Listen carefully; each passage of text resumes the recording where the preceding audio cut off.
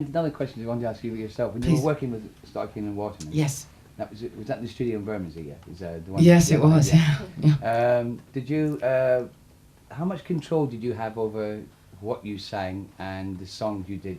Was it completely going into an organisation that told you everything, or did you have some control over it? Well, I mean, if we didn't really like something, then we wouldn't have sung it. But Yeah. I think that at that time, to be fair to Stott Aiken and Walkman, was that they knew best. They knew best. They were writing songs that were written about Mel and Kim.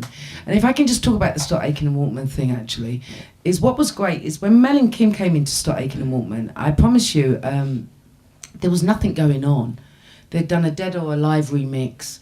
They'd had a Hazel Dean, some high energy track that I can't remember. High energy. Is that what it was called? Yeah. My God.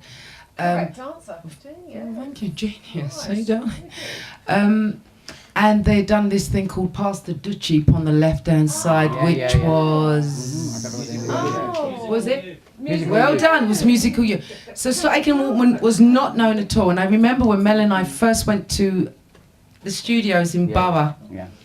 and we went in and there was no discs on the wall as such. I think there was one or two here and there that was from Hazel Dean or Dead or Alive or what have you. 2000 and they were all yours.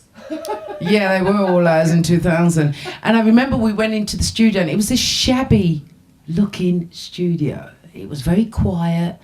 There was no action going on there, but it was a big setup. And I remember Pete Walkman, it's the first time we met him, he was taking us up the stairs and he turned to Mel and myself and he went, "Watch that, kid." And as we looked, there was this big hole. There was this big hole on the floor and you had to step over it. So this was a studio that wasn't functioning, it didn't have money. It was kind of still very new. They'd had a few kind of remixes, but nothing to write home about. And I think what was great about Mel and Kim was Kylie, Jason, the Reynolds girls, they all came later. They came much later when Stott Aiken and Walkman was a factory. Because when Mel and I was there, it wasn't a factory. And that's why I think, if I can say this, even though Kylie has had some great songs written for her by Stott Aiken and Walkman, Mel and Kim was the only one that told stories, which is why you had Showing Out, Get Fresh at the weekend. Because once Pete met us, he realised that we needed tough music, because we were Hackney girls from East London. We had a bit of an attitude. In fact, we had a lot of an attitude, actually. And the songs were written around us. After that, during my sister's illness, we were kind of sitting back, watching all these new acts come on board, which was Kylie, Jason, the Reynolds girls. And that's for me, that's when it became a factory. And I kind of didn't really like what was coming out there. The whole concept and the dynamics of Stott Aiken and Walkman had changed. They'd found a formula and they'd stuck to it.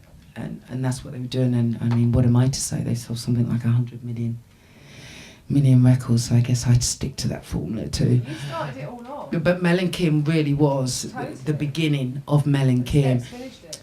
That's right. You started. Literally. They did.